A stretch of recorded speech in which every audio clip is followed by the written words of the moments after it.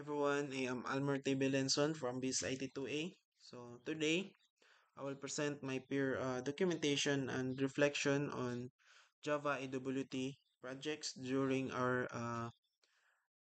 class presentations. So I attended 3 days. That's on Wednesday, Thursday, and Friday. And I documented 3 projects from my classmates. The objective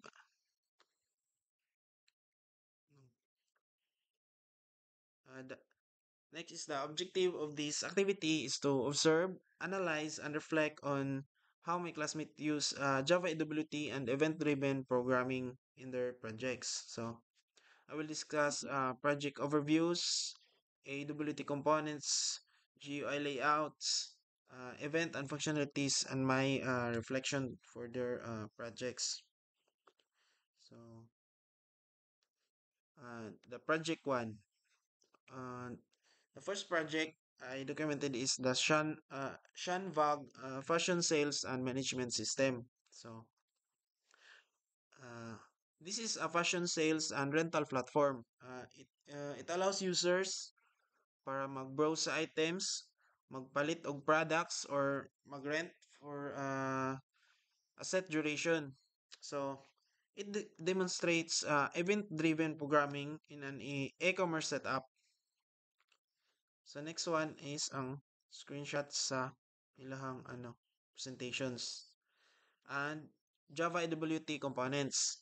So sa Java AWT components, nagamit sila frames for the main forms like dashboard, buy now, and rent.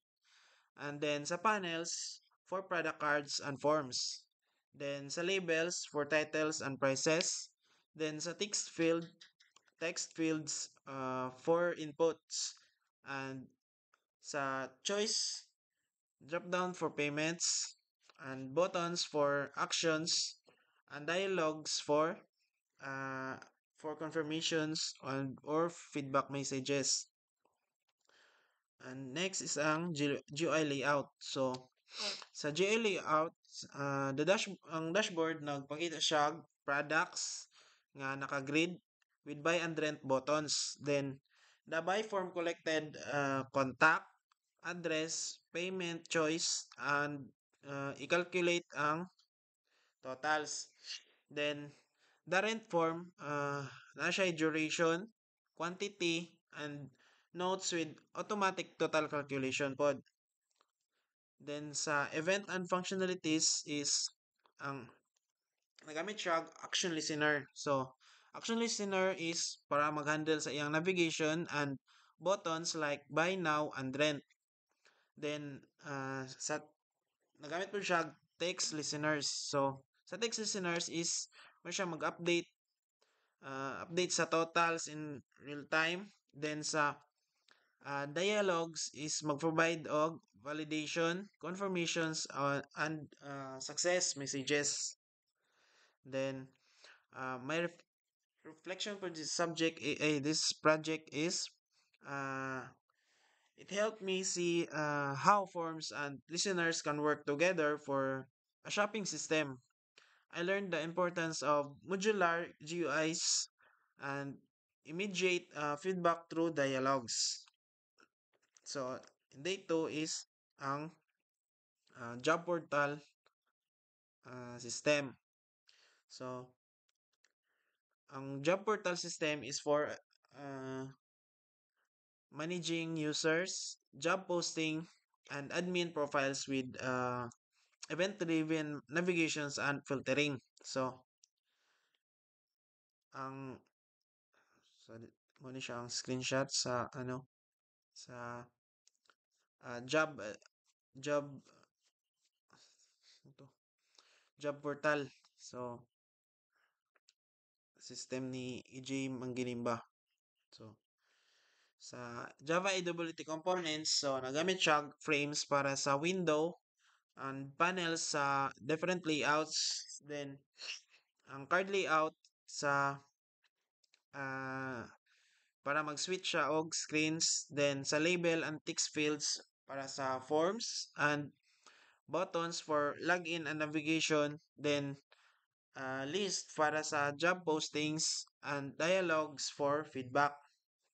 Then the next is ang GUI layout. So, sa iyang system, nagamit siya border layout para sa structure and card layout para sa mag-switch between modules like login, dashboard, uh, users and jobs.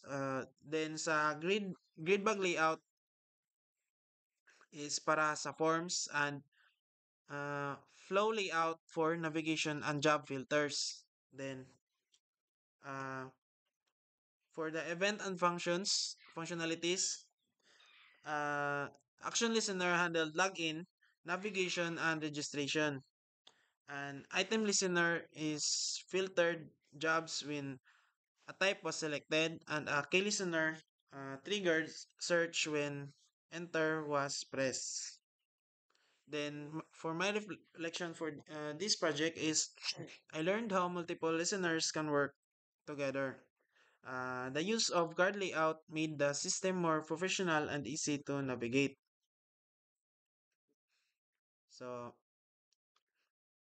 so in day 3, uh, akong gi-select nga presenter is ang si Jasmine Timbal, ang receptionist, dashboard, clinic management system. So, uh, the third project is a receptionist dashboard for clinics. So, it manages appointments, payments, and mag-record siya user-friendly uh, mag-record siya user-friendly panels and validations. So, next is ang screenshot. So, ano siya ang iyang iyang GUI design gamit ang Java AWT nga Java AWT components. So, sa Java AWT components nga gigamit is ang uh, frames, panel, label, text field, choice, button, checkbox, list, and dialog. So, sa frames, muna siya for window, panels for sidebar content, and labels para sa titles and headings, then text field for patient name or patient details, then sa choice is uh, for doctor selection,